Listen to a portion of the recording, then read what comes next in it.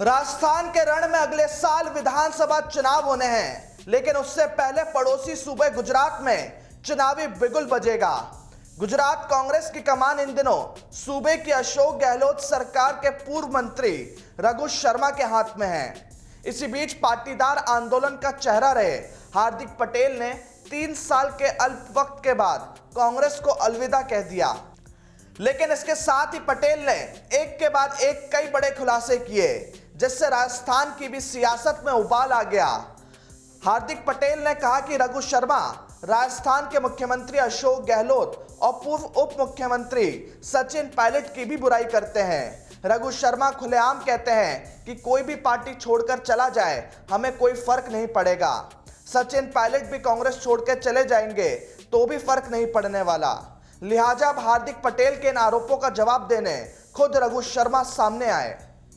रघु शर्मा ने न सिर्फ हार्दिक पटेल पर गंभीर आरोप लगाए, बल्कि सूबे में सरकार रिपीट करने का दावा भी किया। उनके ऊपर लगे वो मुकदमे अचानक कैसे विड्रॉ होने के प्रोसेस शुरू हो गए। हमसे डिमांड कर रहे हैं कि मुझे सारे अग्रिम संगठन दे दो, मुझे सारा गुजरात दे दो, पूरी कांग्रेस दे दो और मैं जैसे चाहूं वैसे कांग्रेस चले। अब उन्होंने एक राष्ट्रीय चैनल पे मेरे बारे में टिप्पणी करके कहा है कि भाई मैंने ये कहा है कि राजस्थान में गहलोत साहब ने सब कुछ बर्बाद कर दिया और 15 सीटें नहीं आएगी। ऐसे आदमी पे क्या यकीन करें जो एक राजनीतिक दल से नहीं जुड़ के काम शुरू किया था। पाटीदार समाज का आंदोलन था भारतीय जनता पार्टी की सरकार के खिलाफ, और उस आंदोलन के नेता के रूप में समाज ने इनको नेता बनाया।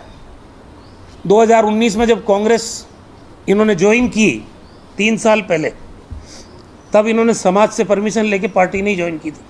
25 साल की उम्र में कांग्रेस पार्टी ने कांग्रेस का कार्यकारी अध्यक्ष बना दिया और 3 साल बाद वो कांग्रेस पार्टी को छोड़ के चले गए।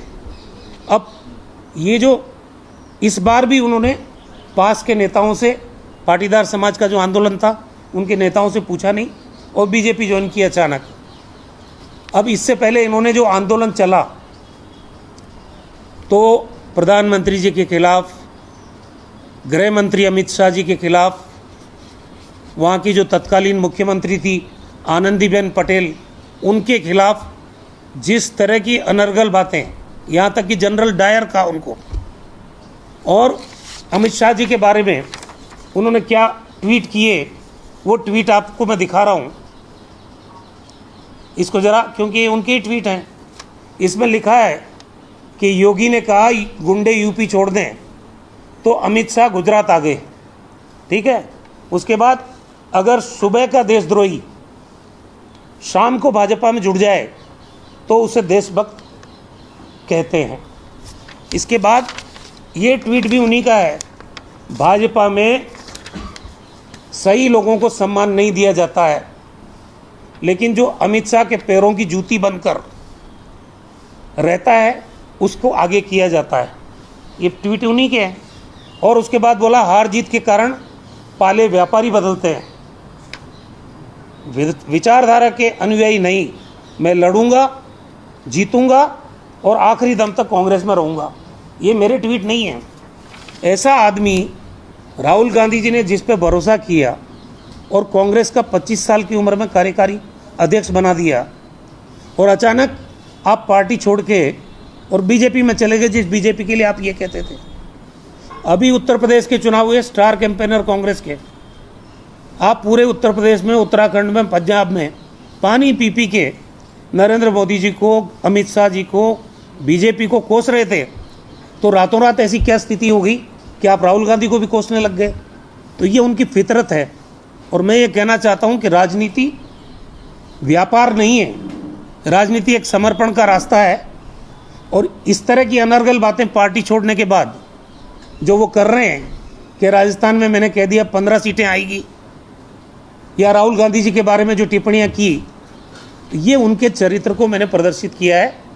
आज गुजरात में एक कमेंट उनका डलता है तो जो जो जो कमेंट नीचे आते हैं उनको आप देखोगे तो उनकी वास्तविक स्थिति लोगों को पता चल जाती है।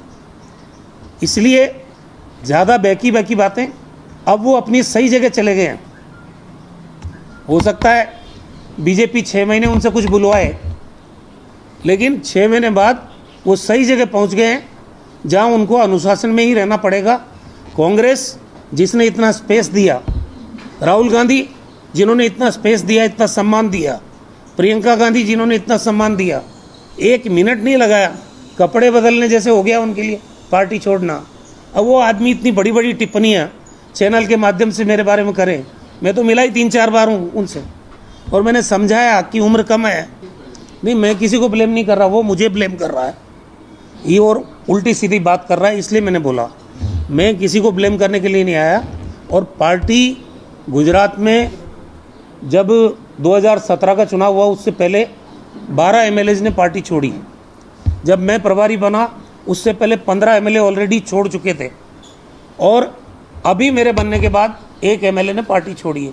आगे भी कोई पार्टी छोड़ने के बारे में कोई आदमी कुछ नहीं कह सकता। यहाँ तो वही आदमी रहेगा जो समर्पण के साथ है, जो विचारधारा के साथ प्रतिबद्धता है। अगर मैं मेरे स्वार्थ की राजनीति करूँगा तो आप जिनके नाम गिना रहे हो उनसे ही पूछ लो कि पार्टी में उनको अचानक क्या बुरा लगने लग गया जो उन्होंने पार्टी छोड़ दी। इसलिए जो पार्टी छोड़ता है, ये खुद इन्होंने ट्वीट किया है कि पार्टी बदलते हैं व्यापारी, ये हार्दिक का ट्वीट है, और मैं अंतिम दम तक लड़ूंगा और कांग्रेस पार्टी में रहूंगा। फिर अचानक क्या हो गया? ये सब चीज़ें ये चरित्र को प्रदर्शित करती है आदमी को। तो पार्टी छोड़ना समाधान नहीं है। मैं आज कांग्रेस पार्टी में हूँ तो वैचारिक प्रतिबद्धता के कारण हूँ, और मैं मेरा काम कर रहा हूँ। अब कौन मिल रहा है कौन नहीं मिल रहा है, जब पार्टी में होते हैं तब तो ये बात करते नहीं हैं। पार्टी छोड़ देते हैं तो सारे आरोप लगाने लग जाते हैं लोग। तो जिन जिन ने भी पार्टी छोड़ी है वो अपने खुद की स्वार्थ की राजनीति के खातिर पार्टी छोड़ी है।